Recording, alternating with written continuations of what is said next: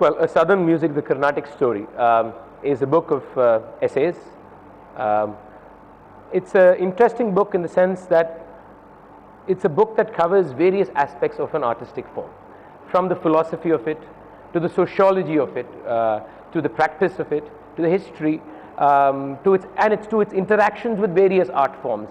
You know, what happens with Carnatic music and Hindustani, with fusion, with cinema music, and at the same time discusses technique, and at a broader perspective discusses also the philosophy of art. Why is art being created? Why is Carnatic music even happening? Why should it happen? Does it have a special space? Does it have a different sense in it? And it covers essays on the sociological aspects, which are big battles, issues of gender, issues of caste, issues of religion, language, and all these are battles that are still being fought, some not being addressed. So these are also addressed in the book. And then finally the book also looks at the musical history of this form. How old is it? You know, in India we like everything to be about 2,000 years old minimum. Otherwise it's not considered old. Is it as old as that? Is what we are practicing in any way connected to the history that we so claim to be the music's history? So it has a huge canvas, and I sincerely feel it can be read by anybody. It can be read by anybody who likes to read serious books, essays on anything about art, about life, philosophy, sociology, anything. You can choose what to read. It's a collection of essays. You can choose what to read. And in fact, in the book, I have given a little reading guide and said, if I had picked up the book in a store, how would I have read this book?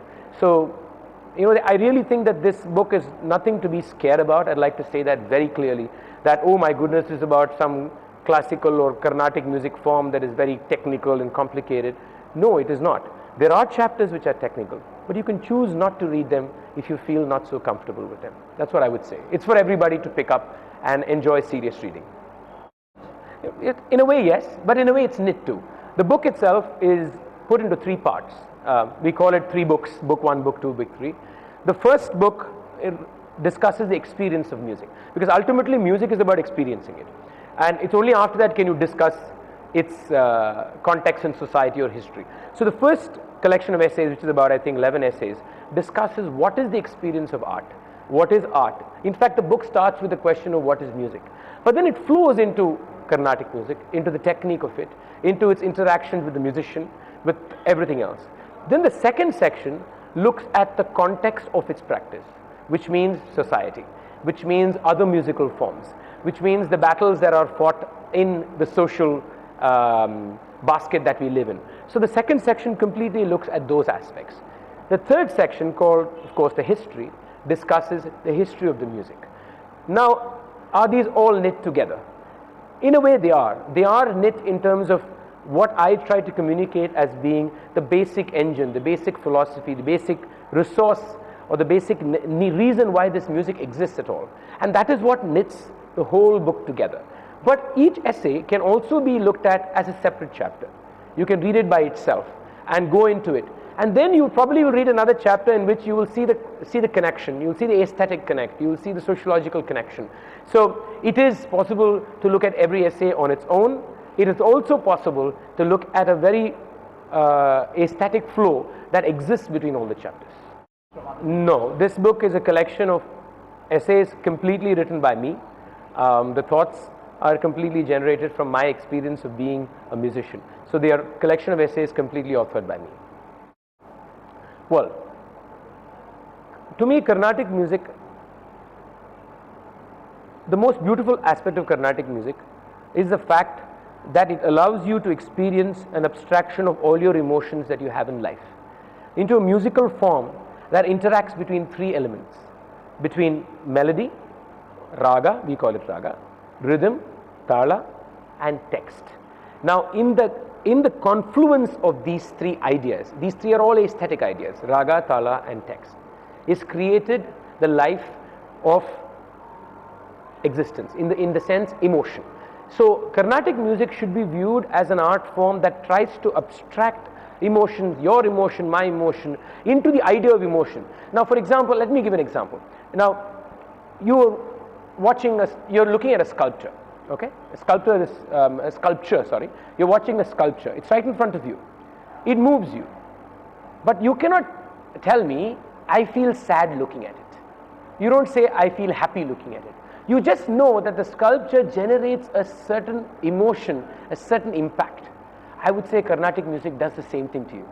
It creates an idea of all the emotions that are basketed in you, and it is for a celebration for everybody. Please do not get complicated. Don't complicate yourself with all the technique, with all the jargons. The biggest problem with these forms is the jargons that are thrown around, like, you know, all these words. So don't complicate yourself. Just go there and let yourself absorb what the music gives you, how it hits you, how you actually feel. And I think it's a slow process. Carnatic music is not something that you're going to wake up one morning and say, wow, I love it, from today I'm going to listen to only kacheris or concerts. It's not going to happen. But give it a chance. It's like poetry. Give it a chance. Read more poetry, then you get into poetry. So I would say go and listen to it with an open mind. Don't expect anything. But just remember that all the music is trying to do is to create ideas of emotion and just give it for everybody to experience. I think everybody, this is the music that can touch every human being, and it's not meant for any specific section of society, specific intellectual class, or any such thing as we believe nowadays. Dwell upon that at all? The book has a chapter and on Hindustani and Carnatic music and the interactions. Like I said, the book has chapters on various forms. It has chapters on Carnatic and Hindustani, Carnatic and Bharatanatyam, Carnatic and cinema, Carnatic and fusion. And all these, there are very obvious musical interactions happening in society. So this book does look at it. And the book does look at technique. The book does look at those technical aspects or those aspects that move. Because I also think that if you have a philosophy for an art, if you have a sociology for an art, it is knitted with the technique of the art also, because it is the same human being who is interacting with the philosophy, with the technique, and with the sociology.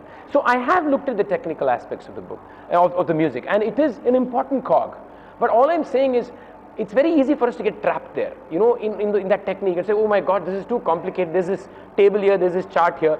I'm just saying, maybe let that be for a bit. Get into the experience of it, okay? And then go to a concert. Get into the sociology of it, you know, that'll fascinate you because it resonates. I mean, gender issues, caste issues exist in society. So if you hear something about that in a musical world, it'll resonate with you. Grapple with it. Then go to a concert. Then come back to the technique space and say, okay, so this is what I heard today. This is what it means. Then maybe go back to another concert. Then come back and say, you know, in Hindustani music, this is what they say. What does this book say about Hindustani and Carnatic? Go listen to a cinema song and say, you know, this tune sounds like this raga. And then come back to the book, open that chapter and say, oh, this is what he thinks about raga and cinema. I think that's how I would look at it. Completely all through their history, they have been flows. They have never been independent of each other. But because of the fact that they were practiced in different sociological areas, political areas, and the aesthetics that evolved individually are very different, they are very distinct. But there's so much that Carnatic music has taken from what you can call Hindustani. So much that Hindustani music has taken from what is called Carnatic. So both these forms have actually enriched each other. And they are still enriching each other. And no form of music is, and you know, the problem here is many people use the word authentic. This is authentic, no, that is not so authentic. You know, we really don't know the meaning of that word. What is authentic? Is what I do today authentic or what I do 20 years ago authentic? What you can look for rather than authenticity is this whole thread of connection with the past. Is there a thread? Is there a little thread that is dangling from 150 years ago that still comes and touches me, that I am holding on to and taking forward? So if you look at threads, there are various intersections between Hindustani and Carnatic, and they will continue to be.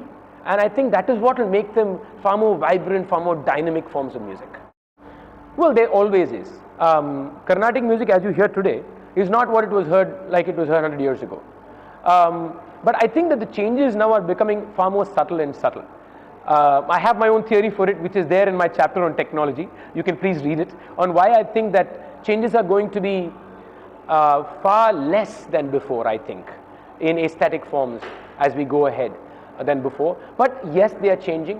What you hear as Carnatic music today compared to 20 years ago, there are differences. But are they very obvious differences? I would say none. I won't say they are so obvious. They are far more subtle for maybe a connoisseur to really spot, or a musician to spot, but less than, in the last, say, 80 to 100 years, the amount of changes that have happened in Carnatic music is far less then what has happened over the 100 years before that? That can probably encapsulate my answer. I just like to say that I've written this book not because I want scholars to read it or musicians to read it. I've written this book because I want everybody to read it. The book is there for everybody to try and get a grasp of the idea of this musical form, which I so passionately believe in, that it belongs to society. It is part of the cultural basket that we all exist in. And I really hope that all of you pick it up to try and grapple with the ideas that I've thrown out and see how it has its own resonance in your own context. Because the book is about music, yes, but the book is about ideas that transcend just the world of Carnatic music per se. So I invite you to join me in the journey that I have commenced, and I'm still traveling, and the book is one marker in that journey. I hope that you can join me. Thank you.